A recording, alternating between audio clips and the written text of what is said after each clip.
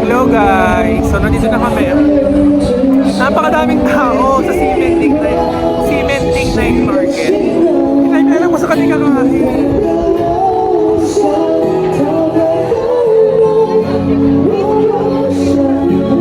Hindi namin kaya nakikita namin sa TikTok na lang.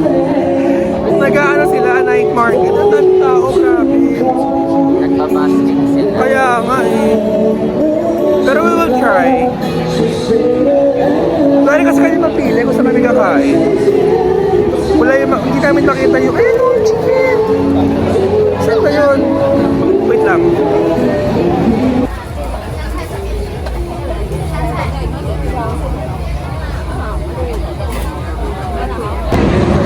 Hi guys! So, nakabili na kami ng sausage. Ay, kinakain na nila.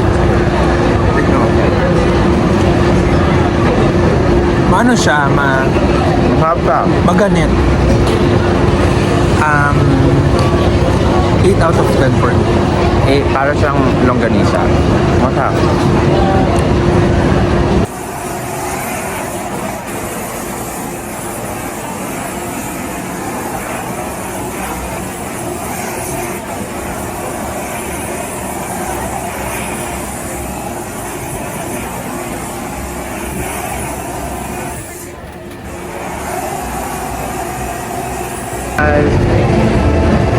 The next food that we're going to try is yung Wagyu beef. Yan.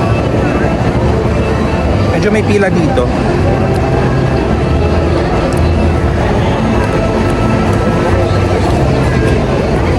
Mapunat din siya. Lasa mo yung seasonings niya. Rasa sambokis. Parang gano'n. Pero in fairness, kahit na parang ano na lang siya, blowtorch ba tawag doon? Luto naman siya. For me, 8.5 out of 10. Hey. Harap kami ng food.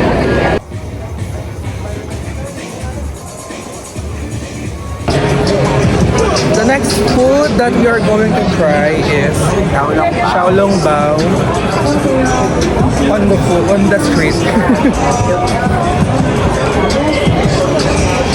Medyo mainit pa siya.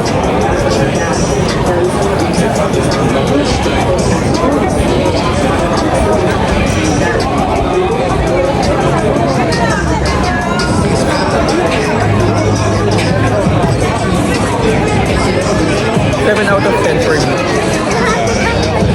Medyo parang overcooked na yung ano, yung wrapper. 7 out of 10. But still, good. For only, 60 and E.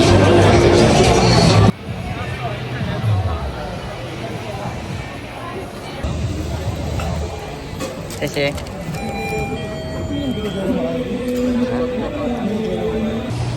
Hello Hi, guys! Good evening. So, pasensya na, hindi na kami nakapag-video Video sa Shein. Oo, kasi nalobat kami.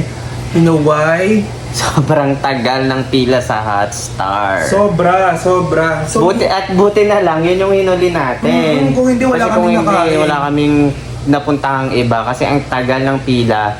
Para nung bumili kami, isa nga lang binili namin. Kasi nga, may nakita kaming TikTok na sabi, isa lang bilhin, tapos try lang. Tapos kapag gusto mo. So yun, kapag gusto mo, umulit ka na lang. umulit Pero ka iba na ang lang. atake ng Hotstar Chicken. Hindi ka na makakaulit.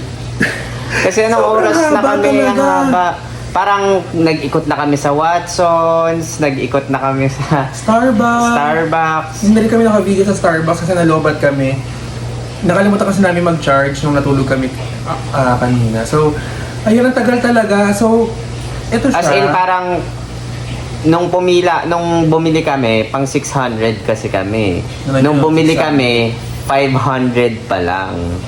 Diba? So sabi namin na sige baka saglit lang. So 30 minutes past, wala. Nasa 510, 500 ganyan pala. So sabi namin, ikot muna tayo, tingin muna tayo iba ng mga pwedeng bilhin or pwedeng gawing pasalubong or whatnot. And yun, nasaan yung oras namin. Kaya ending, yung kinain namin doon, yung mga xiaolong bao, yung mga ano, imbis na mabusog kami, hindi. And wala kami nabiling. And wala kaming Pasalubong. nabiling pasalubong kasi nga hintay kami ng hintay, balik kami ng balik. Tingin kami ng tingin actually kung okay na or nandun na yung number namin. So ito siya.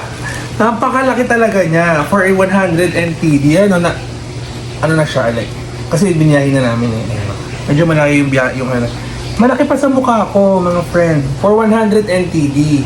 So, hindi na rin namin kinain doon kasi nga, hindi na namin binideo kasi nga, ano siya, dito.